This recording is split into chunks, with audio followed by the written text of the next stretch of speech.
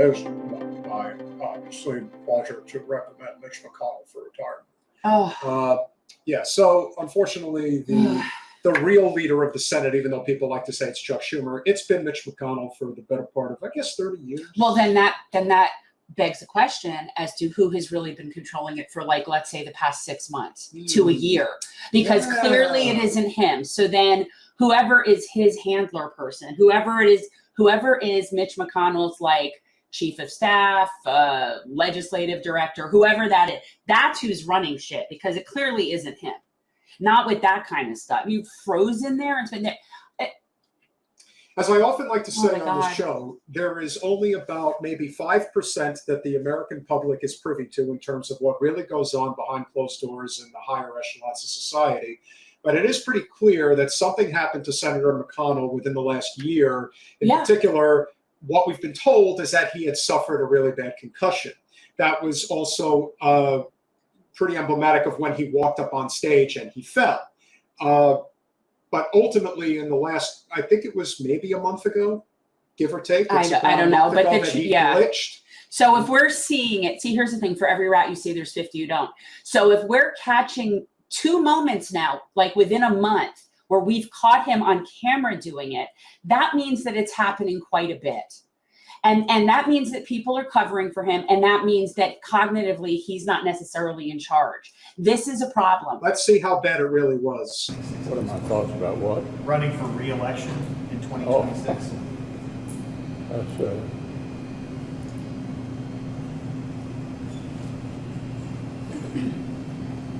Did you hear the question, Senator? Running for re-election in 2026? All right, I'm sorry, you all. We're going to need a minute. Senator Benny. Yep.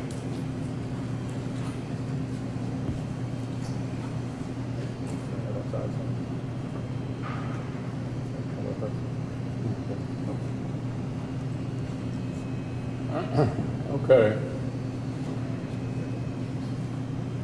Somebody else have a question? Please speak up.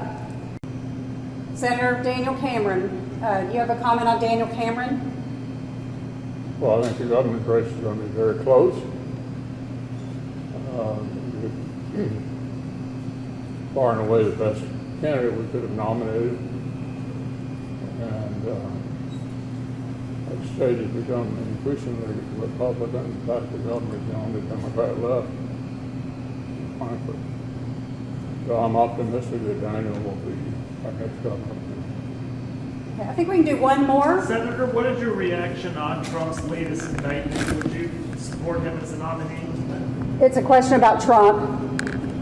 Yeah, I'm not going to comment about the presidential race, either on the Republican side or the Democrat side. Okay, thank you all. Okay, thank you. There's no question. That unbelievable. He's suffering. We talk about the cognitive decline of the president. The president goes through his own bouts of freezing, not to the extent that McConnell is going through. McConnell, in my opinion, and I'm no doctor, but he shows signs of basically having a mini stroke. Something happened. Where he's literally, he wants to say something, but the neurological functioning and the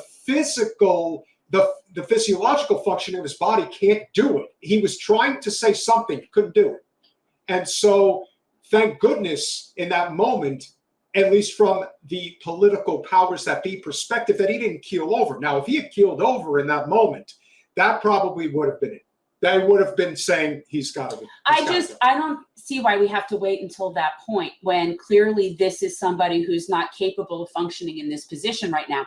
If you need your assistant to stand there and like keep repeating things to you, first of all, telling people to speak up, okay, fine. But the problem there isn't that he's not hearing. Okay, that's not the problem.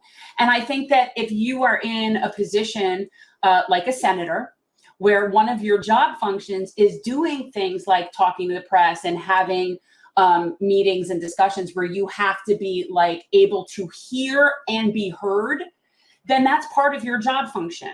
And unfortunately, there are people that maybe are cognitively not impaired, but they're not functioning in a way that allows them to really conduct their job. That's what's happening here. And I don't really care why. I really don't care why. I don't care if it was a concussion. I don't care if it was a stroke or a seizure. It doesn't really matter. He's not properly performing his job. And the reason why he doesn't step down is because they want to handpick his successor. This is the same reason why Feinstein is not stepping down right now, because there would be immense political pressure on Governor Newsom to appoint Barbara Lee to that Senate seat.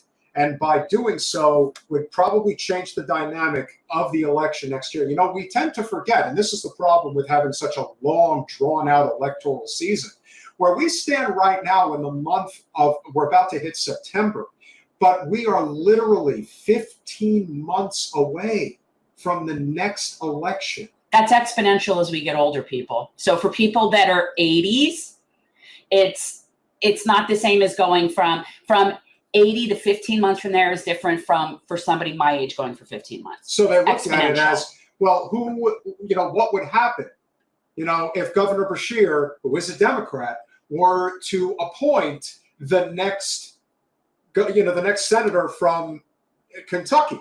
Well, from the GOP's perspective, they don't want to take any chances in having the Democratic governor appoint a Democrat. And Governor Beshear is a pretty decent governor from what I've observed.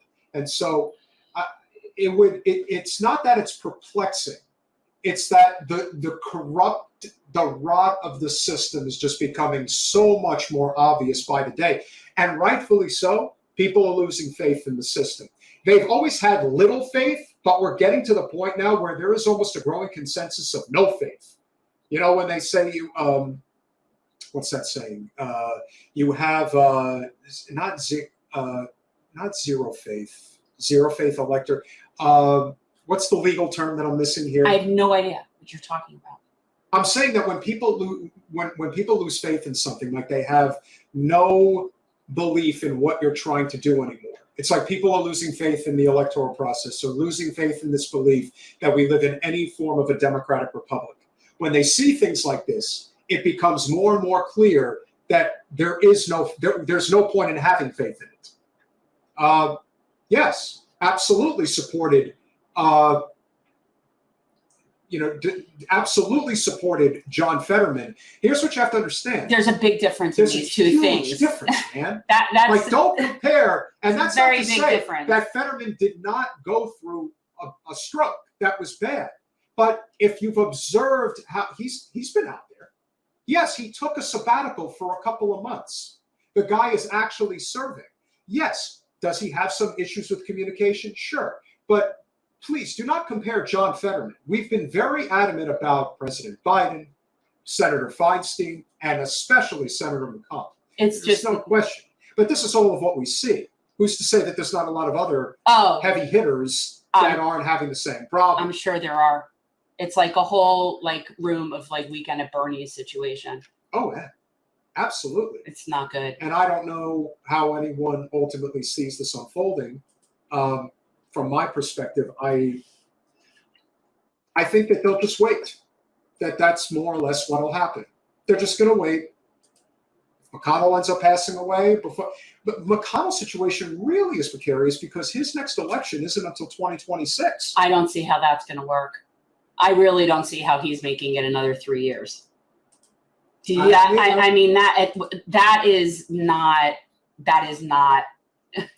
not promising. Thanks for watching. If you want to support our mission to transform politics into service, please like this video, subscribe, follow us on social media, and consider joining our Patreon, where you'll get early access to our interviews as well as other exclusive content. Links are in the description. Peace out.